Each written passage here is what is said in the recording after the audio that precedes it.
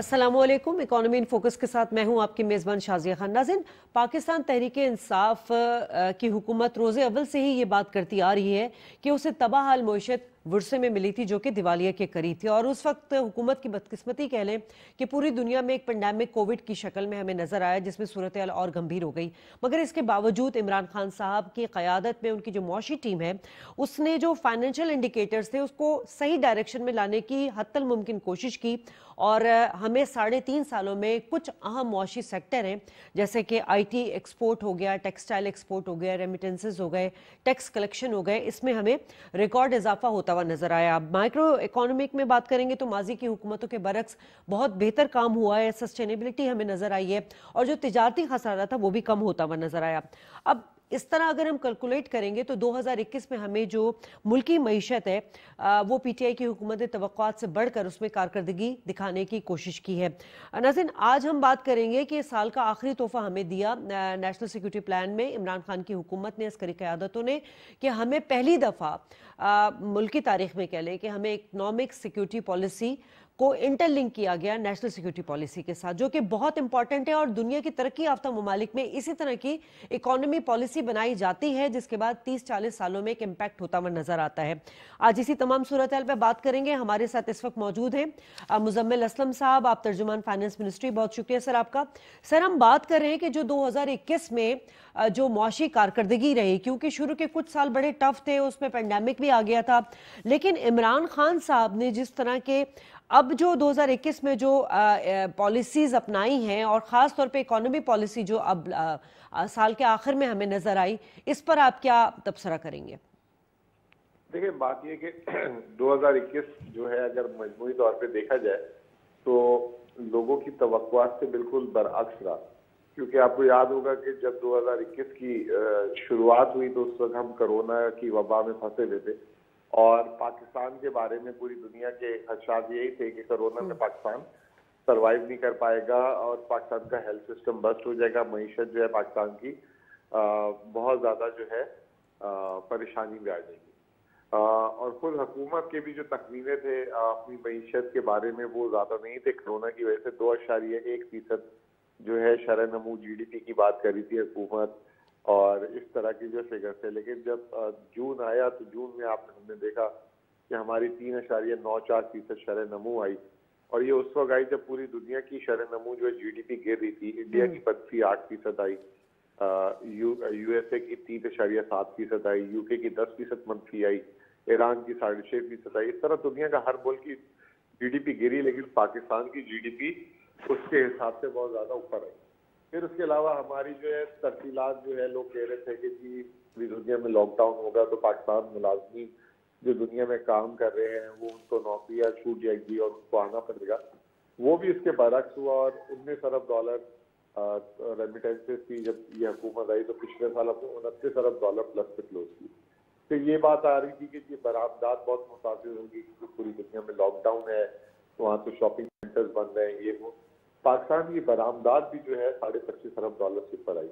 और अब तो अच्छी खबर ये है कि आज ही बरामदात का फिगर फिर आया $2.8 अरब, और पहली दफा पाकिस्तान की जो है बरामदात इस साल $30 अरब से क्रॉस हो रही है, और जो $2 अरब महाना का रन रेट था वो भी $3 अरब पे आ गया। फिर बात आ रही थी टैक्सेशन पे, लोग कहते थे कि लॉकडाउन है, मईशत बंद है, तो टैक्स का हदफ हासिल नहीं कर पाएगी हुकूमत। तो वो टैक्स का हदफ भी अपने हासिल के लिए 4,770 अरब पिछले साल, इस साल जो है अब 6,000 अरब को टारगेट कर रहे हैं, जो एक माली साल में 1,300 अरब रुपए ज्यादा होगा। मुस्लिम लीग नून ने 5 सालों में मिलाकर 1,800 अरब रुपए जो है टैक्सेस बढ़ाए थे, और हम सिर्फ एक साल में 1,300 अरब रुपए टैक्सेस का हजम हमारा बढ़ेगा। तो ये जो तमाम इशारे हैं ये बता रहे हैं कि मईशत में जो एक नई तवानाई आ गई, और जब मईशत चलती है और इसके अच्छे नंबर आते हैं, कॉर्पोरेट प्रॉफिटेबिलिटी जो स्टॉक एक्सचेंज की 100 बेस्ट कंपनी ना, उनके जो मुनाफे जो है उसने तो तमाम रिकॉर्ड ही तोड़ दिए। 930 अरब रुपए की कमाई हुई। जब मुस्लिम लीग नून की हुकूमत गई तो 585 अरब रुपए था। और तो ये तमाम इंडिकेटर जाहिर करते हैं कि न सिर्फ कारोबार, मईशत, बल्कि इससे रोजगार भी लोगों को मिला। जहाँ पे हमें परेशानी आई वो महंगाई थी, और महंगाई में जो है पहले खाने पीने की अशिया में बहुत ज्यादा महंगाई थी, वो आहिस्ता आहिस्ता कम हुई। अब जो है पिछले महीने अभी जो दिसंबर गुजरा है उसमें 3% जो है खाने पीने की सिर्फ एक माह में कीमतें कम हुई है। तो अब हमने उस पर भी काबू अल्हम्दुलिल्लाह पाना शुरू कर दिया है। जहां मसला आ रहा है वो आलमी मार्केट में जो चीजें हम बरामद करते हैं वो अभी भी बहुत महंगी है। अब खाने का तेल समझ लेके 200 रुपये से 400 रुपये हो गया। वो बाहर से आता है तमाम, पेट्रोल है, डीजल है, प्लास्टिक है, स्टील है, सरिया है। ये जो चीजें बाहर से आ रही है उससे हमारा कोई वो नहीं है, मलदखल नहीं है। फिर लोग कहते थे कि जी मिनी बिल आएगा तो मिनी बजट आएगा तो शायद पाकिस्तान की जो है अंदर महंगाई का वो तूफान आएगा। अब अल्हम्दुलिल्लाह जो एक्सपर्ट्स हैं वो देख रहे हैं और टीवी में रिव्यू दे रहे हैं कि शानदार एक बजट आया है जिसमें आम आदमी की कोई खाने पीने की चीज ऐसी नहीं है जिसमें महंगाई हो। हाँ, जिसकी हमने महंगाई करने की कोशिश की है वो जो इम्पोर्टेड चीजें हैं, इम्पोर्टेड फूड है, मोबाइल हैं, गाड़ियां हैं, मशीनरीज है, और हमने एक टैक्स के सिस्टम। लेकिन ये जो जनरल सर, ये जो एक आम परसेप्शन ऑपोजिशन की जानिब से दिया गया है कि ये जो मिनी बजट है ये तो आम आदमी पे भी इम्पैक्ट पड़ेगा, आप इसको किस तरह डिस्क्राइब करेंगे कि ये जनरल इन्फ्लेशन नहीं होगी इससे? देखिए, बात ये है कि आम आदमी की डेफिनेशन क्या है। अगर आम आदमी की डेफिनेशन में आप ला रही है कि जो वो 2.5 लाख का मोबाइल फोन खरीद सकता है तो वो पाकिस्तानी आम आदमी भी है, वो पाकिस्तानी एक अच्छा खाता पीता खानदान से है। अगर आपने उसको आम आदमी में शामिल कर दिया तो फिर उसकी यहाँ कुछ चीजें महंगी हैं। लेकिन हम आम आदमी की डेफिनेशन में ये कहते हैं जो 30-40 हज़ार रुपये कमाई करता है और उसकी जो खाने पीने की अशिया पे ही उसका जो है बजट खर्च हो जाता है, तथा उसकी जो चीजें इस्तेमाल में है, चाहे सब्जियां हैं, फ्रूट हैं, अंडे हैं, चिकन है, खाने की चीजें, खुली दालें हैं, उस पे जो है कोई टैक्स नहीं है। कुछ पैकेज मटेरियल पे तो पहले से ही टैक्सेस थे। आप जो अगर पैकिंग पे चीजें लेती, जैसे अगर रूअफ़ज़ा ले रहे हैं या कोई और मसाला जात ले रहे हैं, तो कोई ऐसी चीज नहीं है जिसमें हमने उनको टैक्स लगाया हो। हाँ, तो ये जो है एक बहुत जिसे कहते हैं मुस्बित चीज है। और दूसरा ये कि ये जो 350 अरब रुपए के जो टैक्सेस लगे हैं ये जो है मुंतकिल होंगे सूबों को पैसा और वापस से जो है वल्नरेबल सेक्टर को, क्योंकि जो है टैक्स की डेफिनेशन ये होती है कंजम्पशन टैक्स। आप अमीरों को लगाते हैं और वो पैसा जो है गरीबों की फलाह पे खर्च करते हैं। तो ये एक्सपर्ट्स, अब तो मैं शुक्र अल्लाह का अदा कर रहा हूँ कि आज से 1 महीने 1.5 महीने से मैं बोलता था एंटी इन्फ्लेशनरी है ये, ऐसा नहीं है इसमें।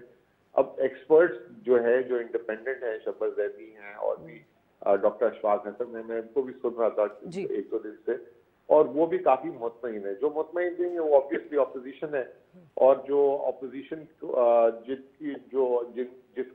जिन सहाफियों को ऑपोजिशन की सपोर्ट हासिल है वो मुतमईन नहीं है। लेकिन अच्छा मुजम्मिल साहब, एक आम आदमी को जो ये प्रोग्राम देख रहा होगा,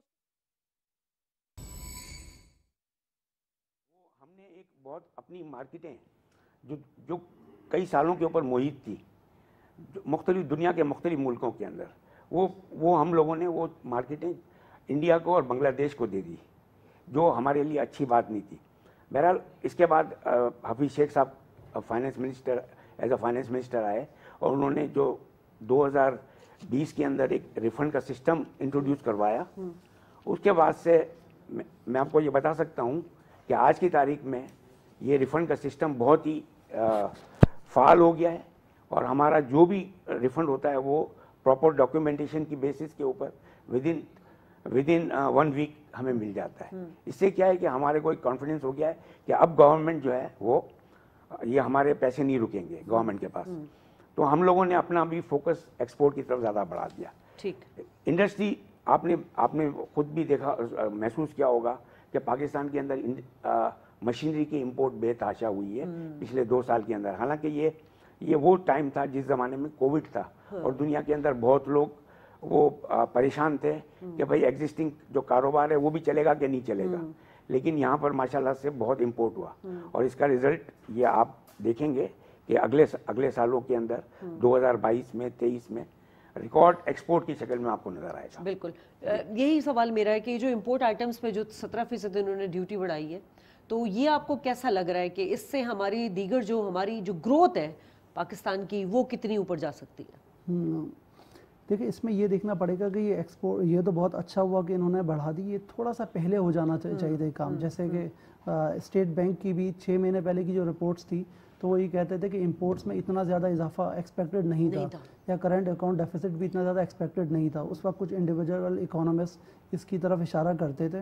और डेफिनेटली जैसे जैसे ऑयल प्राइसेस इंटरनेशनली बढ़ने लगी, मशीनरी की प्राइस में इजाफा हुआ, तो वो तो चीज़ें हम, जैसे इकोनॉमी अपने फेज़ में वापस आ चुकी थी, इकोनॉमी एक्सपेंड कर रही थी, तो ना हम ऑयल की इंपोर्ट कम कर सकते थे, ना मशीनरी की इंपोर्ट, ना केमिकल की इंपोर्ट्स, ये तो हम कम नहीं कर सकते थे, जिसके नतीजे में इंपोर्ट बिल ख़तरनाक हद तक बढ़ना शुरू हो गया। और 2019 में जो करंट अकाउंट डेफिसिट के जो हालात थे, हम उसकी तरफ जाने लगे। फिर स्टेट बैंक ने भी इस चीज़ को चेक किया, मिनिस्ट्री ऑफ कॉमर्स ने भी देखा, फाइनेंस मिनिस्ट्री ने देखा, तो इसके नतीजे में देखें टैक्स कलेक्शन में भी इजाफा होगा, इंपोर्ट्स में भी कमी होगी। लेकिन उसके बावजूद जैसे मुख्तलिफ एक्सपर्ट्स भी कह रहे हैं कि इसमें भी और ज़्यादा इस चीज़ को चेक करने की ज़रूरत है, क्योंकि एक्सपोर्ट्स तो रिकॉर्ड हद तक बढ़ रही हैं, प्लस रेमिटेंसेस भी बढ़ रही हैं, लेकिन ख़तरे वाली बात यह है कि इंपोर्ट एक्सपोर्ट का गैप काफ़ी तेज़ी से बढ़ रहा है। अच्छा, तो अब उसके नतीजे में ज़ाहिर है जैसे डॉलर पर प्रेशर पड़ेगा तो रुपया मज़ीद डेप्रिशिएट होने का खदशा है, तो इंपोर्ट्स को चेक करने की ज़रूरत है। अदरवाइज रेमिटेंसेस रिकॉर्ड हैं,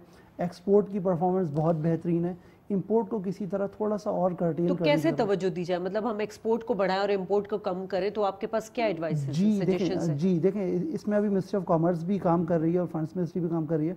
लिस्ट डाउन करें, बहुत सारी ऐसी चीज़ें हैं जिसको तो हम ज़ाहिर है किसी तरीके से भी रोक नहीं सकते। जैसे टॉप हमारे पास ऑयल इंपोर्ट है, ऑयल रिलेटेड प्रोडक्ट्स हैं, या मशीनरी इंपोर्ट है, या केमिकल है, इनको तो आप टच नहीं कर सकते।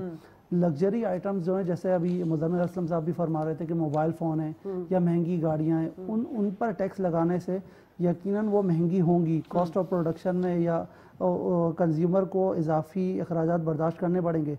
लेकिन ये वो कंज्यूमर है जो अगर फ़र्ज़ करें 30 लाख 40 लाख रुपए की गाड़ी ख़रीद सकता है, तो वो एक आम आदमी तो उसको नहीं कहेंगे।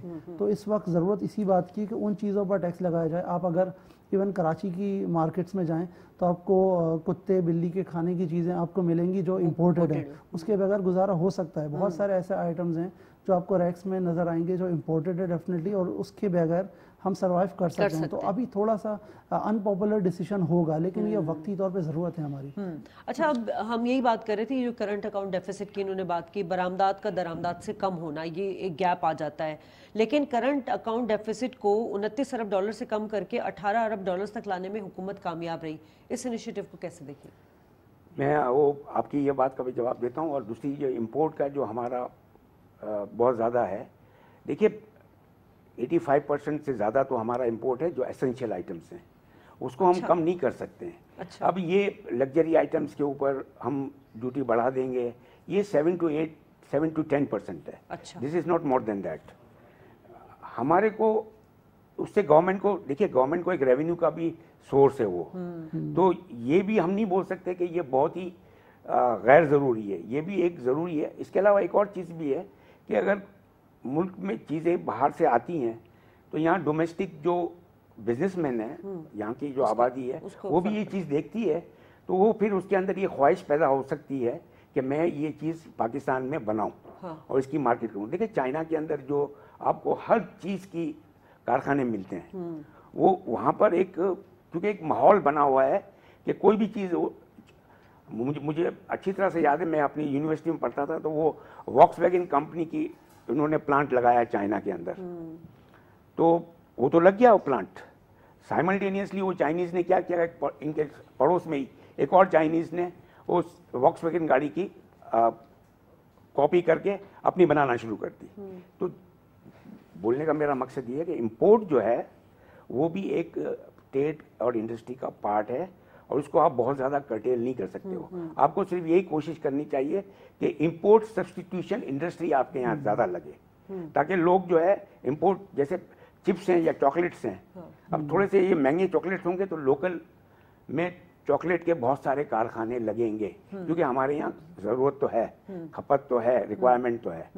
जहाँ तक ये ट्रेड डेफिसिट का ताल्लुक है, तो ये तो डेफिनेटली है कि इट्स अ बिग प्रॉब्लम, और यही हमारा जो है सारी हमारे इन्फ्लेशन, सारी चीज़ों की जो मेन जो करक्स है वो यही है। लेकिन अब सवाल ये पैदा होता है कि वो आप किस तरीके से कर सकते। देखिए हमारे कौम को और हम सबको एक चीज़ ज़रूर सोचनी चाहिए, जैसे चाइना ने सोचा कि हमको अपनी चीज़ें बनाकर एक्सपोर्ट करनी है, चाहे वो पेन हो, चाहे जूते हों, चाहे कपड़ा हो, चाहे खाने पीने की चीज़ें हों। यहाँ पर बहुत पोटेंशियल है हमारे मुल्क के अंदर कि हम बहुत सारी पोटेंशियल तो है, माजरत के साथ 2 नंबरी भी बहुत है ना यहाँ। जी सर, शाजिया मैं आपकी बात से एग्री करता हूँ, लेकिन असल में कौम को गाइड करने की ज़रूरत है। जैसे ये हमारे एग्रीकल्चर है, एग्रीकल्चर के अंदर चावल तो हम बनाते हैं चावल, लेकिन चावल अगर हम एज अ रॉ मटेरियल दुनिया में बेचते हैं, लोग उसको पैकिंग करते हैं और उससे 1.5 टाइम ज़्यादा पैसे ले लेते हैं और हमारे फार्मर्स को तो पैसे नहीं मिलते।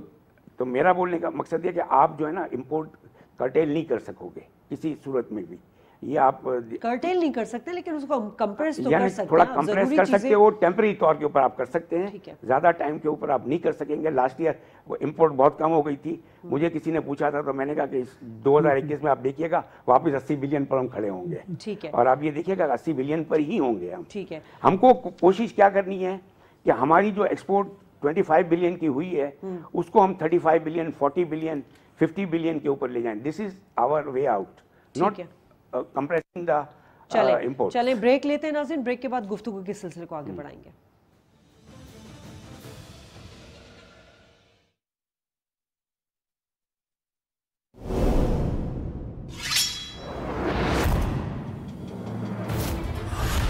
एक झटके में अल-बास्ती, ड्रैगोस और लेफ के खिलाफ अपने अंजाम को पहुंचाएंगे।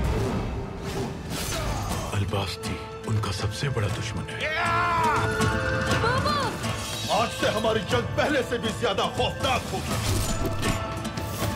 सबको ये लगता है कि ये अल-बास्ती का काम है। सूरत हाल मुकम्मल तौर पर उलझ गई है। अल-बास्ती का इससे करीबी ताल्लुक है या फिर ये खुद अल-बास्ती है। आग मेरे दिल में लगी हुई है, ये आग मुझे जलाकर राख कर देगी। अर्तुल उस रास्ते को हरगिज़ पार न कर पाए। बमसी,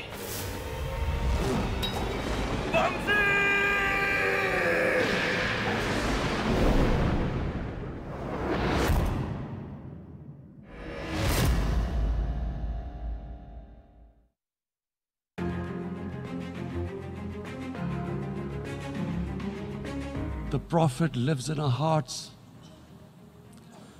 When he's ridiculed, when he's insulted, it hurts.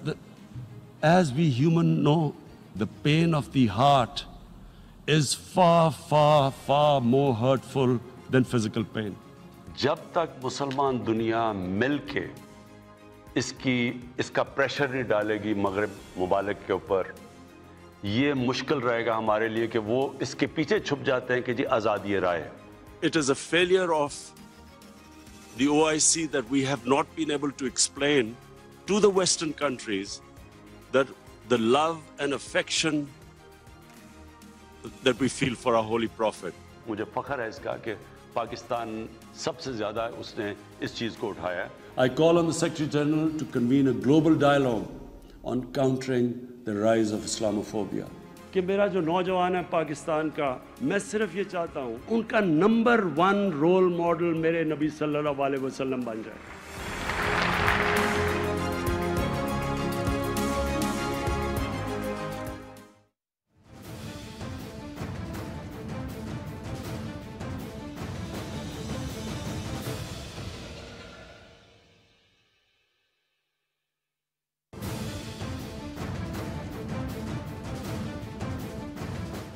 Welcome back नाज़रीन, और हम बात कर रहे हैं चूंकि 2021 का साल ख़त्म हो चुका है और 2022 का आगाज़ हो चुका है। जो हुकूमत की इकोनॉमी सेक्टर में जो एक पॉजिटिव परफॉर्मेंस रही है उसका इम्पैक्ट आगे कब तक आएगा? फैसल साहब, एग्रीकल्चर मुल्क है, हमारा डिपेंड भी बहुत ज़्यादा करता है एग्री पे। अब जो उसमें तरक्की हुई है उसको किस तरह देख रहे हैं आप? और दूसरा सवाल मेरा ये होगा कि उसमें मिस हैंडलिंग कितनी की गई है जिसकी वजह से हमें मंगवाना पड़ता है बाहर से? शुक्रिया। असल में इससे थोड़ा सा पहले मैं लाखानी साहब की एक बात पर रिस्पॉन्ड करूंगा कि तो जाहिर है ये बिजनेसमैन कम्युनिटी को रिप्रेजेंट करते हैं, तो उन्होंने बिल्कुल सादे अल्फाज में एक बहुत जो अलार्मिंग बात है उसको प्रेजेंट किया और बिल्कुल बगैर किसी लगी लिपटी के इन्होंने फरमाया कि जिस तरह अभी इंपोर्ट्स की बात है ये 80 बिलियन पर जा रही है, और आप एक्सपोर्ट कर लें 25 बिलियन और 30 बिलियन, और रेमिटेंसेस आ गए आपके पास 25 या 30 व्हाटएवर, तो आपके पास तकरीबन 20 या 15 बिलियन का गैप एक आ रहा है।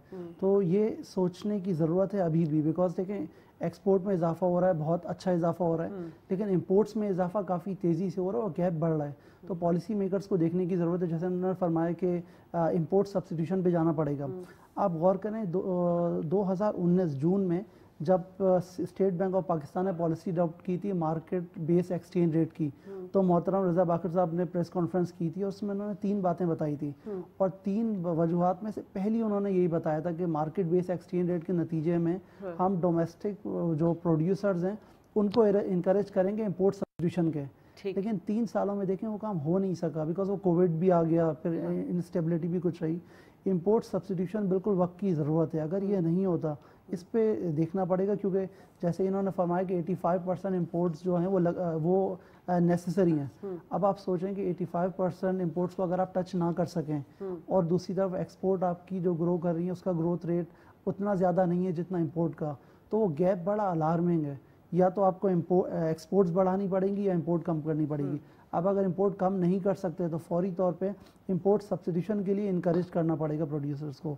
इसमें हम आगे जैसे देखेंगे कि कारोबारी जो भी हालात हैं क्या वो इतने मुवाफिक हैं कि नई इंडस्ट्रीज़ लग सकें, या लोग जैसे चॉकलेट की बात की लाखानी साहब ने, तो अगर नई इंडस्ट्रीज़ लगाएं तो उसके लिए क्या साजगार हालात हैं, यानी वो इंफ्रास्ट्रक्चर बिजली चाहिए या गैस चाहिए या जो भी टैक्स के हवाले से जो उनको आसाइशें मिलनी चाहिए, क्या कारोबारी तबका उन चीज़ों से मुतमईन है, ये भी एक चैलेंज है।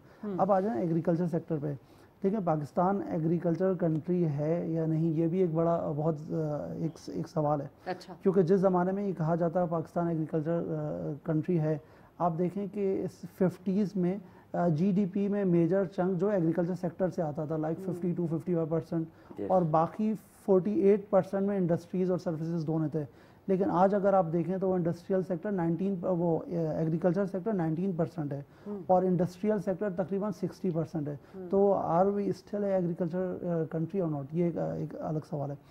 एग्रीकल्चर सेक्टर की परफॉर्मेंस पर अगर आप आएँ तो अब 3 सालों के बाद अब बेहतरी के आसार काफ़ी क्लियर नुमाया हुए हैं। यानी जिस वक्त ये गवर्नमेंट आई थी तो एक वो फसलों पर हमला हुआ था किसी वो जो भी था जिसके टिड्डी दल का, तो जिसके नतीजे में काफ़ी फसलें ख़राब हुई। उसके बाद ये हुआ कि लॉकडाउन आ गया, उसमें पूरी दुनिया में ही इस रीजन में भी नुकसान पहुंचा था, यहाँ पे भी नुकसान पहुंचा था। तो जिसके नतीजे में एग्रीकल्चर की प्रोडक्टिविटी, यानी अगर आप कैश क्रॉप की बात करें, आप गन्ने की बात करें, या आप चीनी की ये इसकी आप बात करें, कॉटन की बात करें, एक्सपोर्ट उस पर डिपेंड करती है। तो 2019 और 20 में कॉटन की पैदावार 2018 के मुकाबले में कम ही रही थी, लेकिन अब ये इसने क्रॉस कर लिया 2018 को और अब ये तेज़ी से ग्रो कर रही है, जैसे कि लाखानी साहब ने भी फरमाया। तो अब अगर इसी पेस से चलता रहा, एक इशू और आ रहा है कि डोमेस्टिक इकोनॉमी जैसे जैसे एक्सपेंड कर रही है तो डोमेस्टिक डिमांड भी बढ़ रही है, जिसके नतीजे में जो आप एक्सपोर्ट में जो कॉटन इस्तेमाल हो सकती थी या दूसरी चीज़ें इस्तेमाल हो सकती थी वो डोमेस्टिक कंजम्पशन के अंदर भी इस्तेमाल हो रही हैं। अब यहाँ पर ये देखना है कि इतना सरप्लस जनरेट किया जा सके जिसकी बुनियाद पर एक्सपोर्ट हमारी बढ़ाई जा सके, ये देखने की ज़रूरत है अभी। दूसरा, एग्रीकल्चर सेक्टर में जैसे आपने बात की कि जो स्ट्रक्चरल इश्यूज़ हैं, यानी अरबों रुपए की गंदम चूहे खा गए, कहते हैं चूहे खा गए, बाद में वो बरामद भी हो गई उन चूहों से, बहरहाल। और इस तरह मुख्तलिफ सूबों, यानी इसमें अगर एक बात और अहम है, जैसे हम बात करते हैं ट्रेड डेफिसिट या करंट अकाउंट डेफिसिट, इस वक्त ट्रस्ट डेफिसिट, मेरी अपनी ऐसा ट्रस्ट डेफिसिट सबसे बड़ा मसला है। यानी एक सूबे का दूसरे सूबे पर एतमाद में जो थोड़ा सा फुकदान है, या सूबों और फेडरेशन के दरमियान जो फुकदान है, तो उसमें आप ये देखेंगे कि एक सूबे की जो एग्रीकल्चर की पैदावार है, क्या उससे दूसरे सूबे की ज़रूरत पूरी की जा सकती है या नहीं की जा सकती। थोड़ा इसको नेशनल लेवल पे रिकनसाइल करने की ज़रूरत है, तो सूरत हाल बहुत बेहतर है, लेकिन थोड़ा कोऑर्डिनेशन बेहतर बनाने की ज़रूरत है। ठीक है। अच्छा, अब अगर हम दूसरे सेक्टर की बात करें तो गैर मुल्की ज़खायर रेमिटेंसेस की बात कर रहे हैं कि 16 अरब डॉलर की सतह से बढ़ाकर 27 अरब डॉलर तक हुकूमत ले आई है। आगे आपको क्या नज़र आ रहा है, क्योंकि एक एतमाद की फ़ज़ा तो बहाल होती हुई नज़र आ रही है हमें, 2023 में क्या प्रेडिक्शन है आपकी? मेरा ये ख्याल है कि रेमिटेंस तो बढ़ेंगी, वो परसेंटेज से नहीं बढ़ेंगी जो परसेंटेज से लास्ट ईयर में देखी। अच्छा। इसकी वजूहत शायद ये भी थी कि उस वक्त पेंडेमिक की वजह से जो हमारे पाकिस्तानी बाहर थे उनको एक अनसर्टेनिटी हो गई थी कि पता नहीं हम इस मुल्क में रह सकेंगे नहीं रह सकेंगे, we will have to go back. तो उन्होंने यहाँ पर काफ़ी पैसे भेजे और कुछ यहाँ की जो रियल इस्टेट मार्केट थी उसमें भी थोड़ी सी वो एक्टिविटी ज़्यादा जनरेट हो रही थी, तो यहाँ पर रेमिटेंस आया। लेकिन इसकी ग्रोथ इस साल इतनी नहीं होगी जो मेरा अपना ये ख्याल है। जहाँ तक बात है कि वो हम एग्रीकल्चर की आप बात कर रही थी, देखिए agriculture is the basic backbone of our country. ये हमको हम एज अ नेशन जो है ना, अभी तक उस लेवल के ऊपर नहीं पहुंचे हैं कि हम अपने आप को इंडस्ट्रियल फोकस कर सके। मैं खुद कारोबारी हूँ, मेरे फैक्ट्री है, लेकिन मैं वो दुनिया के अगर मैं देखता हूँ तो मेरा वो मिजाज अभी नहीं बना है जो एक इंडस्ट्रियलिस्ट का होता है। और इसकी बहुत सारी वजूहत है, हमारे यहाँ नेशनलाइजेशन ये वो, इसकी वजह से हमारा एक ब्रेकअप आ गया बीच में। सियासी तसलसल नहीं रहा ना, तसलसल कोई हुकूमत आती है वो अपनी पॉलिसी लाती है, फिर वो इसकी वजूहत भी हैं। तो एग्रीकल्चर हुकूमत का सबसे प्राइम फोकस एग्रीकल्चर पर ही होना चाहिए, एग्रीकल्चर बेस्ड इंडस्ट्री पर होना चाहिए, ताकि और जब एग्रीकल्चर बेस्ड इंडस्ट्री के ऊपर फोकस होगा तो हमारी लेकिन हनीफ साहब आप ये नहीं समझते कि ये कितने अरसे से ये बड़ा वाइटल एक सेक्टर था जिसपे इन्वेस्टमेंट होनी चाहिए थी। ये 30-40 सालों में आप देखें उसमें इन्वेस्टमेंट भी उस तरह नहीं हुई। ये हमारे यहाँ ये बहुत अनफॉर्चुनेट रहा कि वो हम लोगों ने आज से 5-6 साल पहले इंडिया से बहुत सारी एग्रीकल्चर प्रोडक्ट्स मंगवाना शुरू कर दी on the cost of our farmer. हो सकता है इंडिया की चीज़ें सस्ती हों, तो वो हम लोगों ने मंगवा तो ली, लेकिन हमारा फार्मर इसकी वजह से वो फार्मर जो है वो शहरी बन गया और शहरों के ऊपर वो प्रेशर आ गया। ना हम फार्म के रहे ना हम शहरों के रहे, पूरा एक हमने अपने आप को वो मिक्सअप कर दिया। हमारी को ज़रूरत है कि हम थोड़ी सी अगर कॉस्ट ज़्यादा भी आती है तो कोई बात नहीं, हमारे लोगों को ही पैसे मिलते हैं ना। और जहाँ तक बात है ना कि एक मर्तबा जब क्रॉप साइज बड़ी हो जाएगी तो कॉस्ट ऑटोमेटिकली कम हो जाती है। सप्लाई चेन अगर अच्छी होगी तो कॉस्ट कम हो जाएगी। हमारे यहाँ फ्रॉम फार्म टू सिटी जो क्रॉप है हमारी 25 से 30% क्रॉप तो हम ज़ाया कर देते हैं हमारी अपनी बेवकूफ़ियों की वजह से।